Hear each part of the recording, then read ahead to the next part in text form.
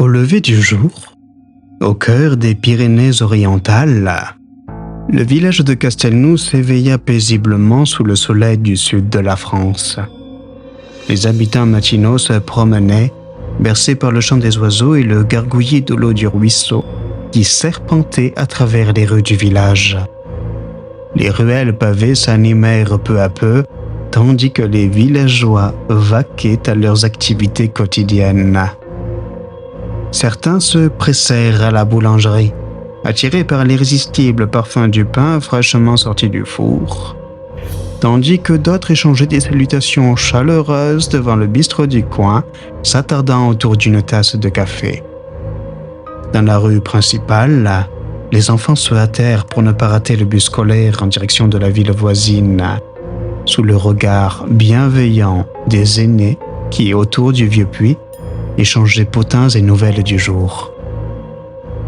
Sur la place du marché, les étals débordaient de fruits et légumes du terroir aux couleurs vives, contrastant avec la pierre grise des bâtiments environnants.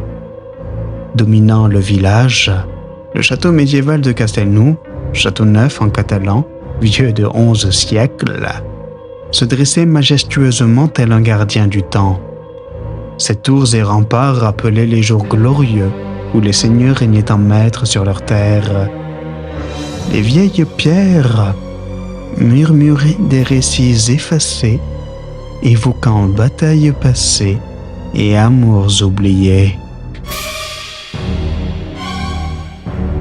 À mesure que la journée s'écoulait, cédant lentement sa place à la nuit, le clocher de l'église sonnait chaque heure, rompant le silence.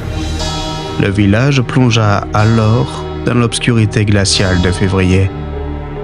Une étrange aura de mystère se dégageait des ruelles pittoresques, illuminées par une lueur vacillante émise par les lanternes. Les ombres dansaient en suivant le souffle puissant de la tramontane.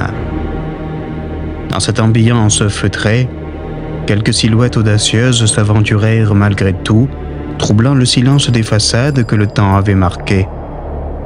Les légendes locales parlaient d'esprits errants et de secrets enfouis, tapissant le village d'un voile d'énigmes depuis sa naissance.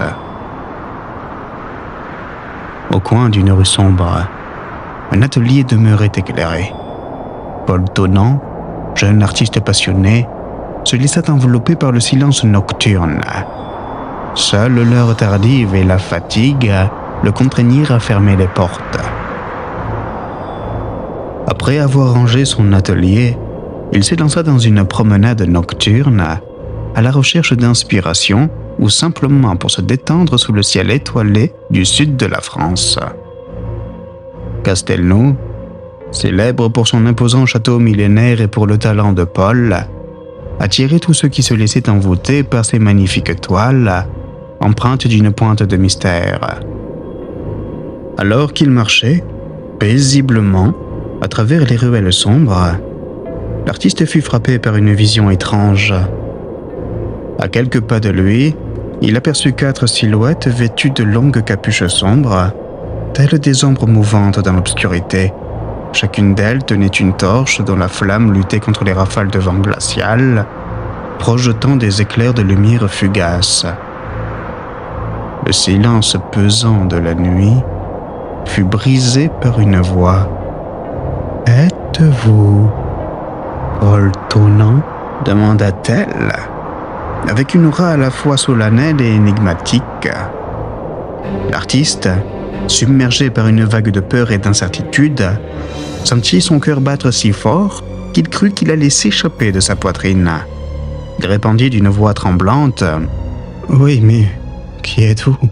Que me voulez-vous » Son esprit tourbillonnait de questions, tandis que ses sens en alerte captaient chaque détail de cette rencontre inattendue. Dans l'obscurité glaciale, les paroles sinistres résonnèrent comme un sombre présage dans l'esprit de Paul.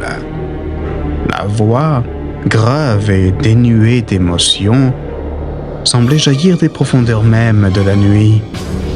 Le jeune artiste se retrouva piégé dans un univers où la réalité vacillait, glissant vers une irréalité sombre et terrifiante.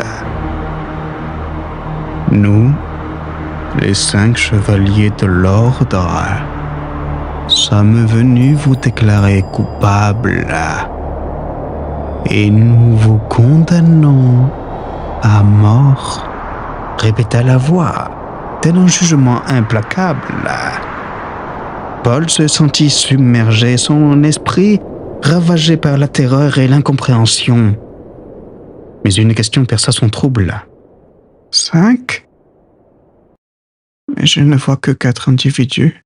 Pris au dépourvu, il se retourna et se retrouva face à une silhouette surgie des ténèbres. Elle lui asséna un coup violent à la tête, provoquant un chaos total. Son corps s'écrasa lourdement sur le sol gelé, tandis que l'obscurité le recouvrait comme un voile funèbre. Dans cet état de semi-conscience, Paul perçut à peine des chuchotements étouffés, glissant dans l'air et dans son esprit. Lorsqu'il revint à lui, une douleur lancinante lui vrilla le crâne. Tâtonnant dans l'obscurité, il sentit sous ses doigts une feuille froissée. Lorsqu'il parvint à l'approcher de ses yeux fatigués, il distingua, dans le faible éclat des lanternes, une page déchirée d'un vieux livre de peinture. Elle était couverte de taches sombres, semblables à des taches de sang. Il reconnut aussitôt l'œuvre. C'était l'une de ses peintures, réalisée des années auparavant. Elle représentait une ruelle étroite, étrangement semblable à celle où il se trouvait. Au centre de la scène, un homme gisait, inconscient, entouré de 5 ombres menaçantes. La révélation le foudroya. Une sueur froide coula le long de son corps. La scène peinte semblait avoir prédit ce moment. La coïncidence était trop précise. Avec peine, il se releva, animé d'une volonté farouche de découvrir la vérité. Mais avant même qu'il ne fasse un geste, les coups se multiplièrent, s'abattant sur lui avec une violence inouïe. Dans un déchaînement brutal, sa chair fut traversée par des lames. Puis un coup de hache fatal mit fin à toute chance de survie. Soudain, dans un fracas sec, un volet s'ouvrit brusquement.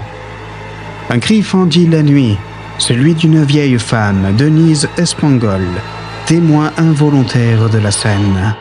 Sa voix, tremblante mais déterminée, s'éleva. « Au secours! Au secours! Ils sont en train de le tuer !» Aussitôt, les agresseurs prirent la fuite. Ils se dirigèrent à travers les ruelles sombres. À cet instant précis, la pluie battante fit son entrée, puis se changea en un orage torrentiel. Le chaos devint total. Réveillés par les cris et le tumulte, les habitants sortirent de chez eux et se rendirent sur les lieux du crime. Le corps de Paul gisait sans vie. L'étonnement se répandit dans l'atmosphère, mêlé à la peur et à la confusion. Certains, livrant leur imagination à la panique, évoquèrent même l'idée que le diable en personne pouvait être impliqué. Le petit groupe resta figé, debout sous la pluie battante, autour du corps de Paul. Le sang ruisselait lentement dans les pavés. Un peu à l'écart se tenait Jeanne, la doyenne du village. De taille moyenne, silhouette courbée par les années, elle était drapée dans des étoffes sombres. Son foulard recouvrait soigneusement ses cheveux blancs. Ses yeux, laiteux, voilés par la cécité, semblaient percer les secrets du monde. On disait d'elle qu'elle n'était pas une simple habitante, une sorcière, une gardienne des secrets ancestraux, capable de lire l'avenir et de conjurer des esprits. Pour d'autres, elle incarnait la sagesse, les mémoires immémoriales du village. Ses mains ridées reposaient sur un bâton de bois, orné d'inscriptions incompréhensibles, gravées dans une langue oubliée. Soudain, ses yeux se tournèrent vers le ciel. L'entrant en transe et murmura d'une voix puissante et austère: Diabolus, narrerem perturbatione, ac ruina inexhausta, quinque ex potentessimus equitebus, sue mese tuterrem, in ipso orbis corde, spagarent, occidere ad vitam Paulia offerre, sed hoc tantum initium est. Plura, loca fligantur, plures, animae periclitambuntur, plura celera horrenda, perpetrabuntur, contra misite, name quides infernales, aut procula nobisunt. Cela signifiait le diable, dans une situation de chaos et de ruine inépuisable, a décidé d'envoyer 5 de ses chevaliers les plus puissants pour semer la terreur au cœur de la ville, tuer et prendre la vie de Paul. Mais ce n'est que le début. D'autres lieux seront touchés, d'autres âmes menacées, d'autres crimes horribles seront commis. Tremblez, car les chevaliers de l'enfer ne sont pas loin. Jean, fermier et adjoint au maire, homme respecté, fut profondément troublé. Une pensée l'obséda. Comment peut-elle savoir qu'ils étaient 5 sans les avoir vus? Il s'écria: Mais tu vas te taire, vieille folle. Les criminels qui ont tué notre Paul sont faits de chair et de sang, comme nous tous. Ce que tu racontes, ce ne sont des contes morbides sans queue ni tête.